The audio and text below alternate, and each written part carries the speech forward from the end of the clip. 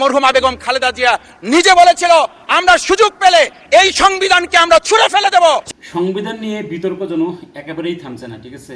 বিভিন্ন রাজনৈতিক দল, ছোট বড় সংগঠন থেকে শুরু করে রাজনৈতিক দল সংসদে এবং জাতীয় পর্যায়ে এবং জাতীয় সংসদে তোলপাড়। খালেদা জিয়া নাকি বলেছিল যে সংবিধান ছুঁড়ে ফেলে দেবো, ঠিক আছে। তো এটার আসলে একটা প্রমাণ আমি দেবো, ঠিক আছে। আসলে কি সংবিধান ছুঁড়ে ফেলে দিতে চেয়েছিল খালেদা জিয়া বুড়িগঙ্গা নদীতে? কতটা বাস্তবতা, ঠিক আছে। 2011 সালে যখন আওয়ামী লীগ সরকার ক্ষমতা ছিল, ওই সময় পঞ্চদশ সংশোধনীর মাধ্যমে তত্ত্বাবধায়ক সরকার বাতিল ছিল, আরও অনেক ধরনের সংশোধনী নেই।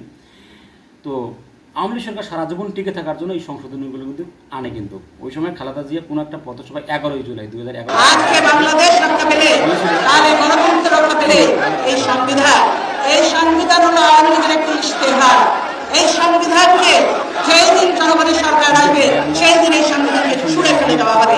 যখন সরকার আসবে, জনগণের প্রতিনিধিত্ব হিসেবে যে সরকার গঠিত হবে, তখন এই সংবিধান ছুঁড়ে ফেলা দেওয়া হবে।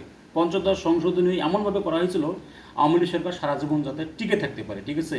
খুপে ফেটে আগুনে ওই 2011 সালের 11 জুলাই এই কথাটা বলেছিল পথসভায়। এখন আমি যদি বা আমরা যদি এখন যদি বলি ফেসিস্ট শেখ হাসিনা বা অমুক তমুক, ঠিক আছে, কোনো একভাবে যদি আবার যদি হাসিনা বাংলাদেশে আসে বা কোনো একটা সরকার আসে যাদেরকে আমরা খারাপ বলতেছি, তখন কিন্তু আপনি বলবেন যে না না না না না আমি তো এই কথা বলি নাই।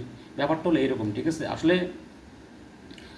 সংবিধান আসলে 72-এর সংবিধান মুক্তিযুদ্ধের একটা সংবিধান, ইতিহাস, ঠিক আছে। এটা আসলে খালেদা জিয়া কোন পরিপ্রেক্ষিতে বলেছিল ওই সময় 2011 সালের আবার 11 জুলাই, ঠিক আছে। এটা একটু ভেবে দেখার দরকার, ঠিক আছে।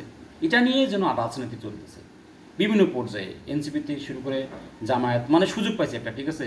এদিকে তেলের দাম বাড়তেছে, দ্রব্যমূল্যের দাম বাড়তেছে, এই সমস্ত নিয়ে কথাবার্তা নাই। সংবিধান ছুঁড়ে ফেলে দিতে হবে, খালেদা জিয়া বলেছিল সংবিধান ছুঁড়ে ফেলে দিতে হবে, ঠিক আছে।